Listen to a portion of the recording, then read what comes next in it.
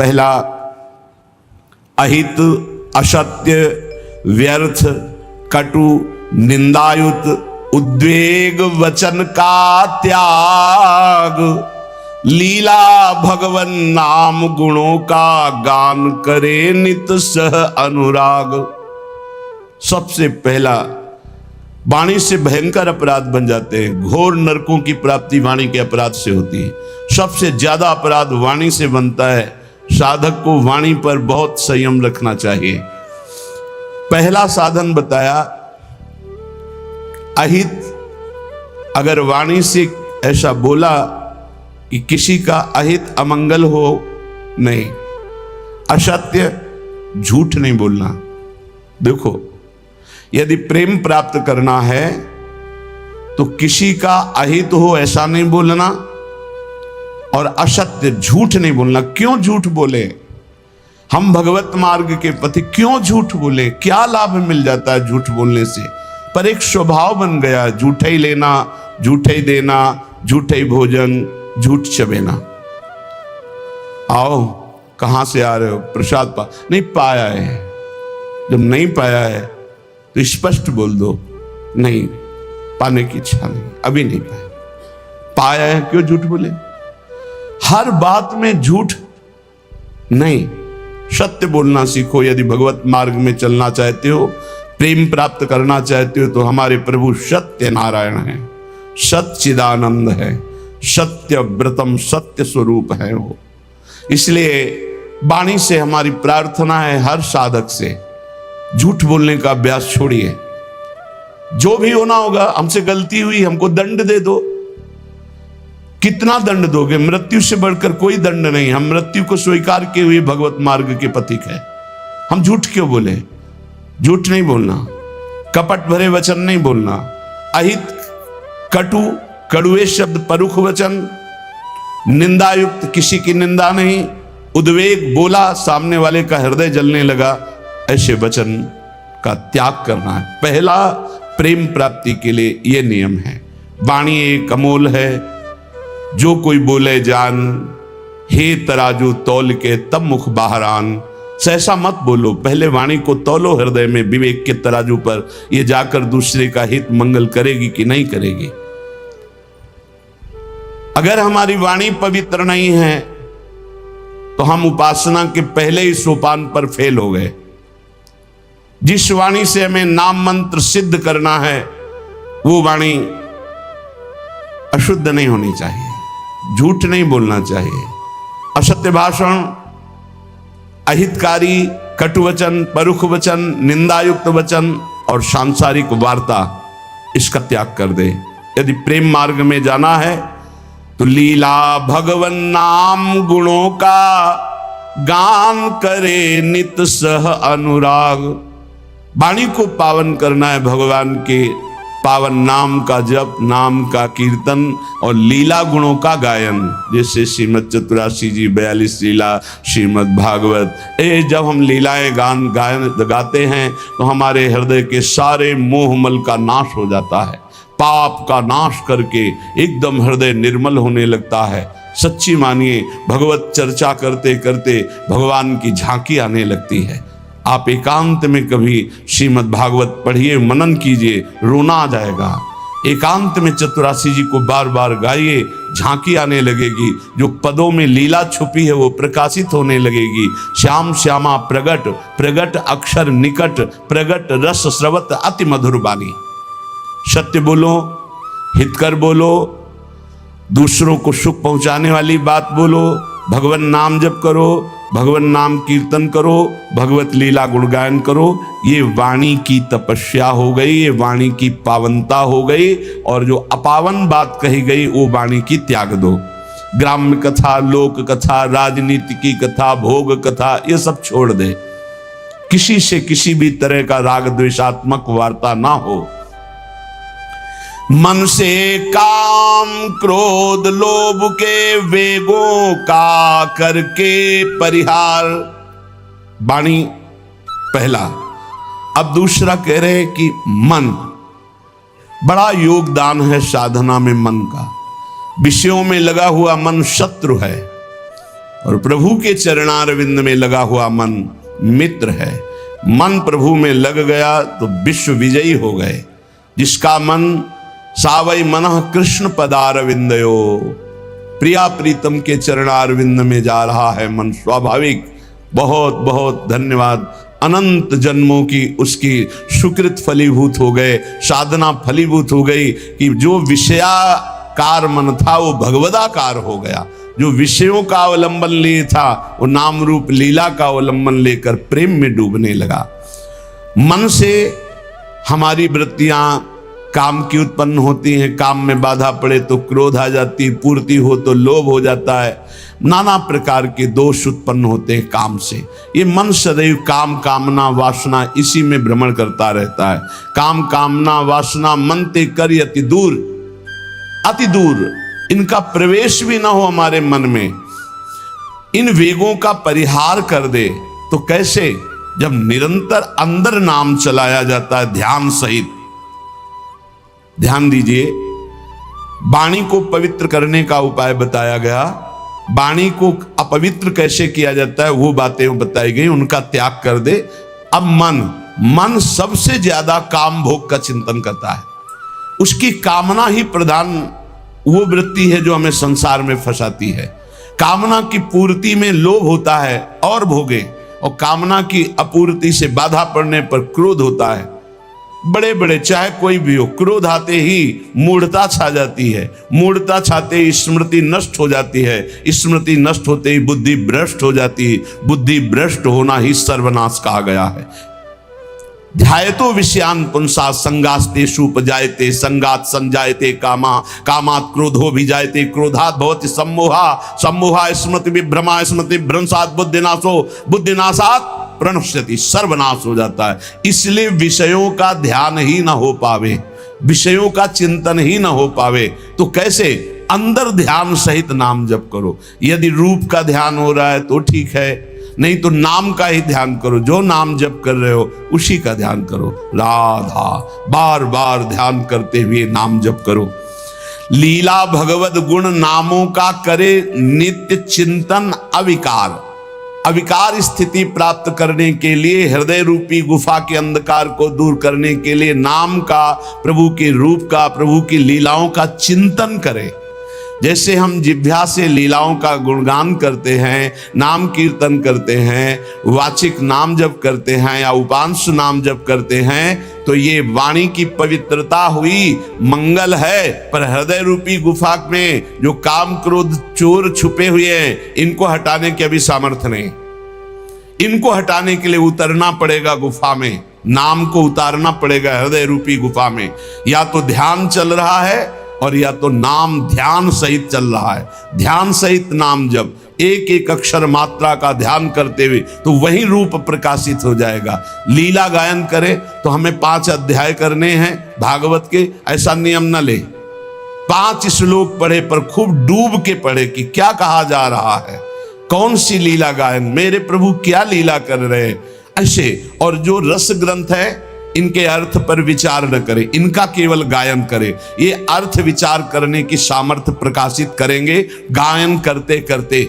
रटत रटत कहत कहत सुनत सुनत रसरीति जानी। जब रटते रहोगे, कहते रहोगे, सुनते रहोगे तो ये रसरीति समझ में आएगी। कहत और सुनत रसरीति जानी, ताहि तज कबहूं गाउन कबहूं कछु, प्राण रमि रही हरिवंश बानी। ऐसी निष्ठा, ऐसा भाव, निरंतर गायन तो चिंतन का अधिकार प्राप्त हो जाता है। जब मन से नाम का चिंतन, रूप का चिंतन होता है तो ये काम क्रोध लोभ मोह मद मत्सर्य अंधकार में ही टिकते हैं। नाम का प्रकाश होते ही ये सब भाग जाते हैं। परम प्रकाश रात दिन बना रहता है नाम का। ऐसा सुंदर सुख है नाम का, वो कैसे वाणी में सामर्थ्य नहीं कि वर्णन किया जा सके। जैसे कई दिनों के प्यासे आदमी को शीतल जल मिले तो कैसे गटकता चला जाता है, ऐसे अनंत जन्मों से जिस सुख की खोज हम अनंत ब्रह्मांडों के भोगों में करते हुए मरते रहे, आज तक नहीं मिला। जब नाम में वो सुख मिला तो गटकत, निरंतर गटकत। जैसे हम रूप के प्यासे नेत्र भटकते रहे और जब प्यारे जू को देखा तो नेत्रों से रूप का पान हो रहा है। जैसे हरिवंश निकट दासीजन लोचन चषक रसासो गटकत गटकत, नेत्रों से रूप का पान कर रहे हैं, वाणी से लीला गुणगान नाम का पान कर रहे हैं, श्रवणेंद्रिय से प्रभु के यश का श्रवण करके पान कर रहे हैं, वो उन्मत्त हो जाते हैं। रसासो गटकत, ये रस आसो है, ये आसो उन्मत्त कर देता है। तो मन निष्काम हो गया। नाम और ध्यान ये पद्धति है। देखो छाणिदय माननी मान मन धरिबो वाले पद में आओ तो देखो कैसे प्रभु पद्धति बता रहे। जपत हरि विवश तव नाम प्रतिपद विमल और मनसि तव ध्यान ते निमिष नहीं टरिबो।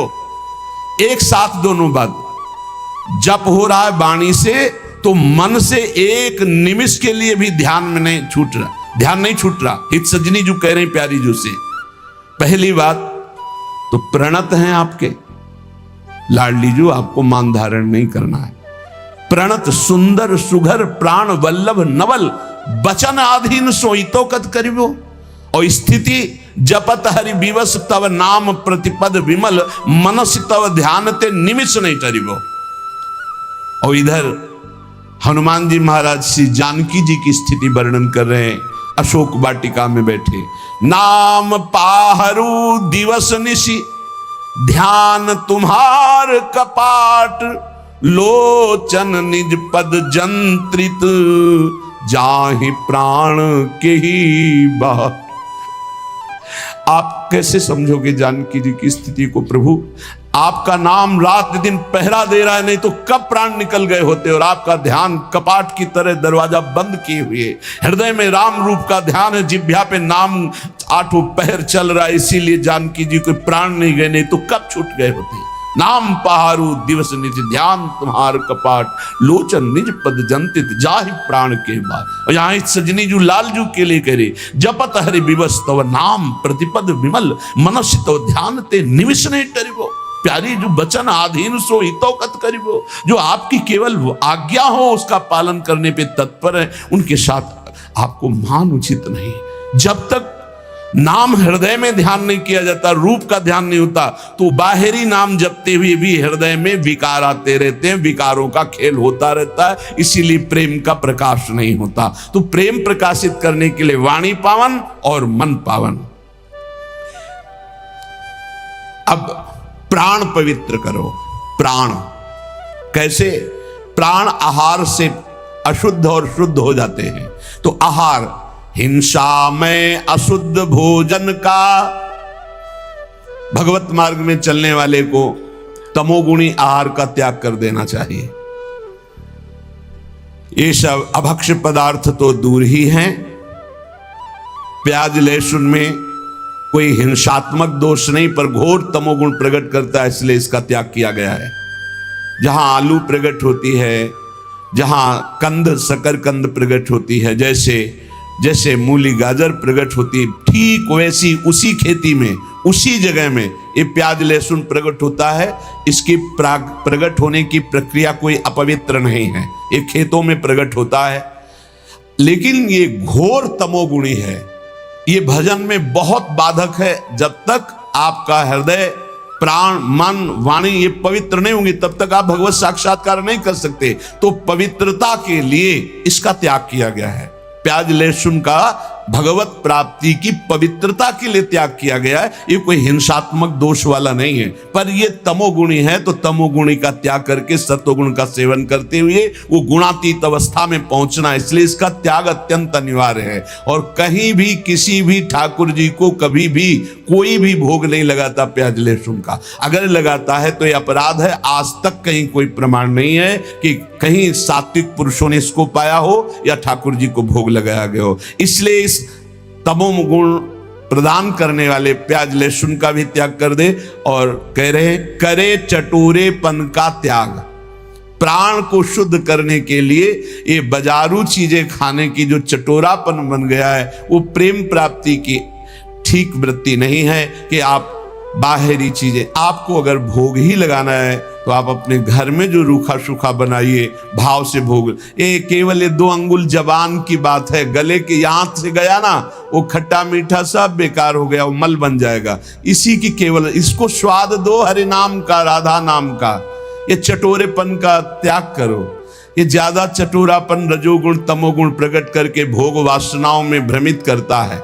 ये ऐसा नहीं, बहुत सावधानी। सात्विक केवल पेट भरना है उतना जितने से हमारे प्राणों का पोषण हो जाए, तो हमारे प्राण पवित्र हो जाते हैं। पानी और अन्न ये सब प्राणों का पोषण करने वाले हैं। वायु प्राण पोषण, अन्न प्राण पोषण, जल प्राण पोषण। तो हमारा वातावरण, हमारा जल, हमारा अन्न बहुत बड़ा प्रभाव करता है भजन में। तो कह रहे हिंसा में तो कोई सतमार्ग में चलने वाला ऐसा आहार पाएगा ही नहीं, जैसे मांस है, मछली है, अंडा, ये कदापि नहीं। फिर अशुद्ध भोजन, तमोगुणी भोजन, प्याज लहसुन आदि पड़े हुए, या एक बार जिस रसोई में मांस बन गया उसमें खीर पूड़ी बना के आपको दी जा रही कि ये बड़ा सात्विक भोजन, हम नहीं पा सकते उस रसोई का, क्योंकि रसोई ही अशुद्ध हो गई। जहां एक बार मांस रांधा गया, वो पात्र, वो रसोई अब हमारे योग्य नहीं रही। अशुद्ध भोजन का और करे चटोरेपन का त्याग। ये देखो शीशा के अंदर सामग्री बहुत अच्छी सुंदर दिखाई दे रही, लेकिन जब बनाई गई है तो बनाने की प्रक्रिया और बनाने वाले का भाव, बनाने वाले की शुद्धता, कहीं कोई शुद्धता नहीं, जानवरपन स्वभाव में बैठा हुआ है। कोई बिरला है कि थोड़ा सात्विक भाव, नहीं तो अशुद्धता ही अशुद्धता है। आप देख लो तो आप खाओगे नहीं। पर वो आज का समय हो गया है कि केवल बुद्धि, रसेंद्री, जनेंद्री के भोगों में तृप्ति का अनुभव करने वाली, इसलिए पवित्रता का तो निर्णय ही नहीं कर सकती। सादा शुद्ध सुभोजन सात्विक करे स्वाद का तज कर राग। सादा भोजन हो, सात्विक हो, और वो प्रभु को अर्पित किया हुआ प्रसाद हो, और अल्पाहार हो, अधिक भोजन नहीं। क्यों डालोगे व्यर्थ में पेट में? क्यों व्यर्थ में डालोगे? तुमको कोई कुश्ती लड़ना है क्या जाके? अरे तुम्हें काम क्रोध आदि को पछाड़ना है तो उनके लिए अल्पाहार। इतना अल्प ना हो कि भोजन का चिंतन हो, और इतना ज्यादा ना हो कि पेट में वजन नजर आवे। सात्विक, कम स्वाद वाला और भगवत प्रसाद अर्पित किया हुआ भोजन, इससे आपका प्रेम मार्ग पुष्ट होगा, प्राण पवित्र होंगे। अब तन, पहले वचन, फिर मन, फिर प्राण, और अब तन। तन की पवित्रता अत्यंत अनिवार्य है।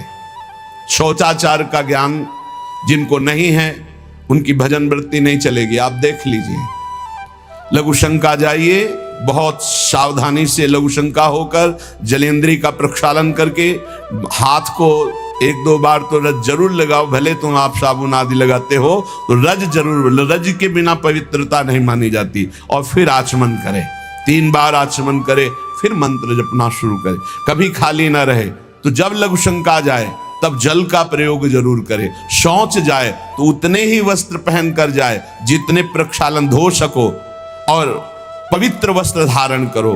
सादे वस्त्र आचरण सीधे, जीवन आडंबर से हीन, आवश्यकता अभाव विरहित, सदा दीन सेवा में लीन।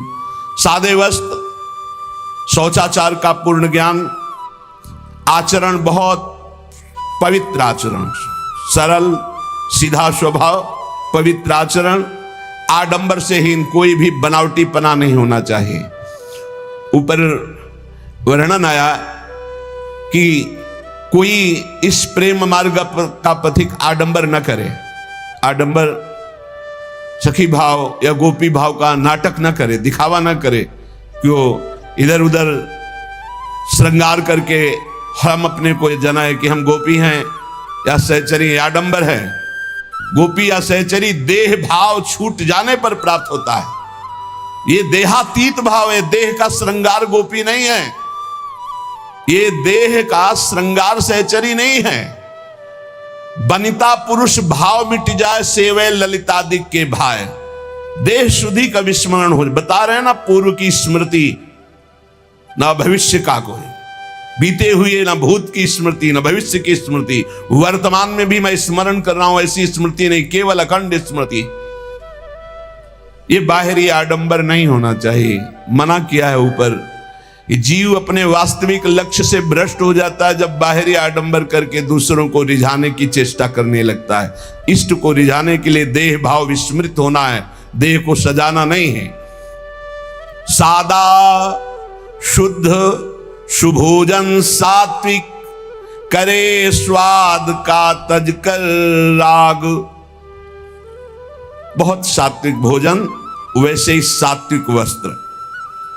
आडंबर से हीन चरित्रवान उपासक, आवश्यकता अभाव विरहित।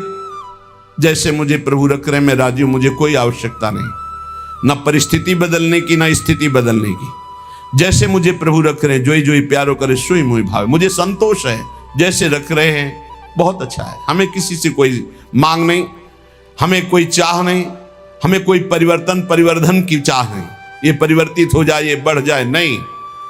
और रात दिन तन को सेवा में ली। सेवा से बहुत जल्दी पवित्र होता है शरीर।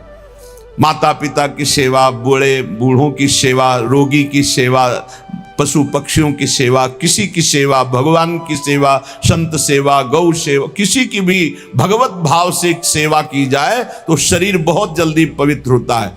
शौचाचार का ज्ञान, पवित्र वस्त्र, आडंबरहीन दिखावाहीन जीवन, कोई आवश्यकता नहीं, जैसे प्रभु रख रहे हैं उसी में राजी, और दीन भाव से सेवा। विषयी संसारी लोगों का संग छोड़ सेवे सत्संग। जिनके साथ बैठने से, जिनके व्यवहार से हमारे अंदर निष्कामता आवे, नहीं चाहिए मुझे भोग, नहीं चाहिए मुझे संसार का सुख। एक परिणाम देखा जाता है, परिणाम। भगवत प्रेमी महात्माओं का संग का परिणाम क्या होता है? खाओ पियो हंसो खेलो बैठो, और उसका परिणाम होगा कि आपके हृदय में आने लगेगा, मुझे नहीं चाहिए भोग, मुझे नहीं चाहिए संसार का सुख, मुझे प्रभु चाहिए। मैं सत्य से चलना चाहता हूं, मैं धर्म से चलना चाहता हूं, मैं जितेंद्रियता से चलना, ये आने लगेगा। ये संग का प्रभाव। और बहुत मीठी मीठी बनावटी बातें, बाहर दिखावा, आडंबर, तो संग से आपके अंदर भोग वासना बढ़ेगी, संग से आपके अंदर संसार प्रीता बढ़ेगी, संग से आपके अंदर वस्तु व्यक्ति स्थान का राग जागृत हो जाएगा। इसलिए कह रहे हैं विषयी संसारी लोगों का संग छोड़ सेवे सत्संग। व्यर्थ अनर्थ कार्य सब इंद्री मन के तज कर रहे असंग। साधु संग करे, विषयी